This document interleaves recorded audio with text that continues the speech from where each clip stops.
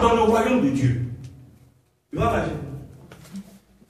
Un enfant n'est pas encore né. Toi, tu dis, je ne sais pas. Amen. Est-ce qu'on est ensemble? Amen. Donc, il y a trois choses que j'identifie dans cette phrase de Galates 5, verset 5. Il dit, si nous vivons par l'esprit, marchons aussi par l'esprit. La transformation a lieu par l'esprit et non par la chair. Alléluia. La transformation a lieu par l'esprit et non par la chair. Ça veut dire quoi? Ça veut dire que ce ne sont pas des muscles, ta force, qui fera que tu seras transformé. Amen. Amen. C'est ce que plusieurs font. Et puis ils feront jusqu'à ce qu'ils partent. Alléluia. Quelqu'un dit c'est pas la chair. Quelqu'un dit c'est pas la force. C'est pas l'esprit. C'est l'esprit qui crée cette transformation. Alléluia. Amen. Ça veut dire que c'est Dieu lui-même qui crée cette transformation, qui crée ce changement. Amen. C'est pourquoi aujourd'hui vous allez voir des gens. Moi, à partir d'aujourd'hui, j'arrête ça. Alléluia. Dans 2 jours, 3 jours, dans une semaine, 1 mois, 2 mois, 3 mois, 1 an, il arrête. De pas. Il est bouillant pendant 3 mois. 3 mois, il est éteint. 3 mois, il est bouillant. 2 mois, il est éteint. Alléluia. C'est ça, non?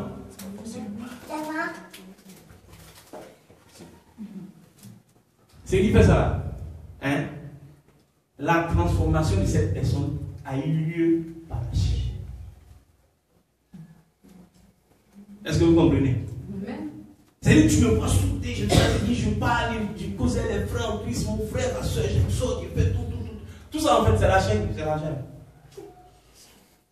C'est-à-dire que je me suis assis, je me dis, moi à partir d'aujourd'hui, tout ça c'est fini, c'est bouclé. Mon pasteur aujourd'hui, moi je suis un bon chrétien. Voilà. Dimanche, je viendrai à l'église. Dimanche, je viendrai à l'église. Il n'y a pas de poste à l'église là. Bon, je vais occuper un poste à l'église. À partir d'aujourd'hui, je vais faire comme ça. Amen. C'est ce que Pierre a dit à Jésus. Il dit Jésus. Moi, je vais me prier. Oh non. Est-ce que Pierre mentait? Non, Pierre mentait. Pierre, il était comme les gens que vous connaissez qui disent moi, je ne marche pas mes mots. J'appelle les choses par leur nom. C'est comme ça Pierre est. Amen. C'est Pierre qui a dit à Jésus, tu as lavé nos pieds. Moi, mes pieds, tu ne laveras pas. Non, il parle directement. Alléluia.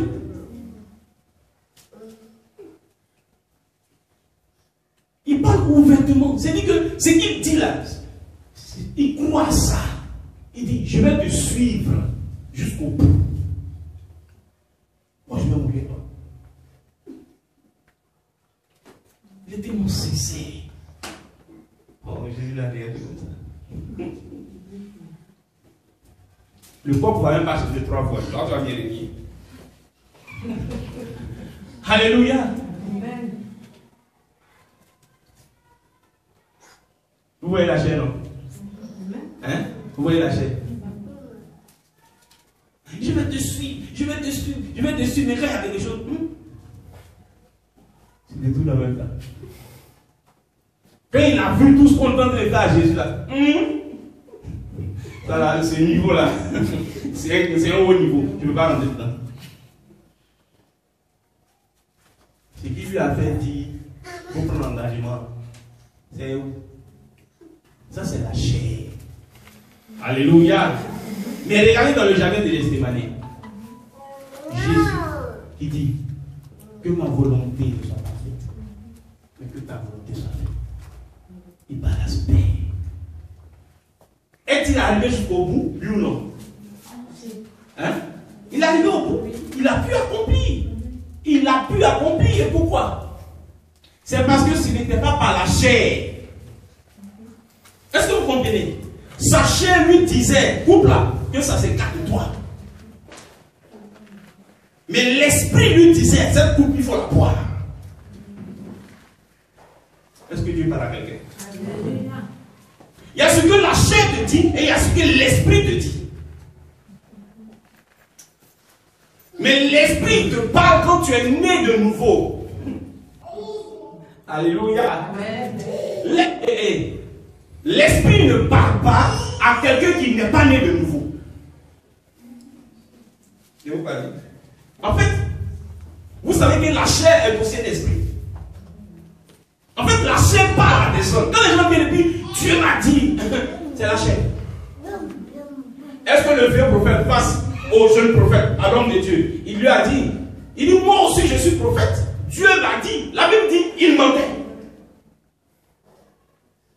N'est-ce pas? C'est pas la chair. C'est que prophétise par la chair. C'est que parle par la chair. C'est que prêche par la chair.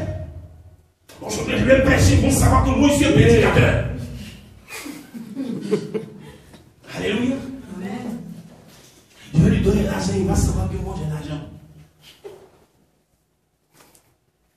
Je vais travailler sur eux, ils vont savoir que moi, c'est moi qui suis dans la ville ici. Alléluia. La chair. Ah, dis à quelqu'un la chair. La chair. C'est un esprit. C'est pourquoi vous pouvez voir des gens, ils disent des choses aujourd'hui, et puis demain ils changent. Si facilement. Après demain ils changent encore. Ah, mon frère, ce n'est pas Dieu qui t'a allumé. Alléluia. Acclame le Seigneur pour la parole. C'est Dieu qui t'a dit, c'est pas Dieu. Dieu m'a dit, après Dieu m'a dit, mais quoi? Dieu t'a dit. Après Dieu n'a pas dit. Est-ce que vraiment Dieu a dit? Toi seul.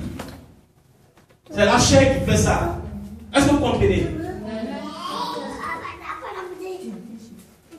Dans la Bible, le prophète Balaam, ils sont venus me voir pour aller maudire Israël. Balaam dit, il n'est pas dit consulter Dieu. Il dit, il n'est pas là. Il dit, alléluia. Mais les mêmes personnes ont des gens qui sont venus encore. Il faut poser à Balaam. Balaam dit, il va aller consulter encore. Alors qu'il avait déjà la réponse de Dieu. Donc, qu'est-ce qui a emmené Balaam à aller encore consulter? C'est la chair. Amen. C'est-à-dire que la chair l'a conduit dans la prière.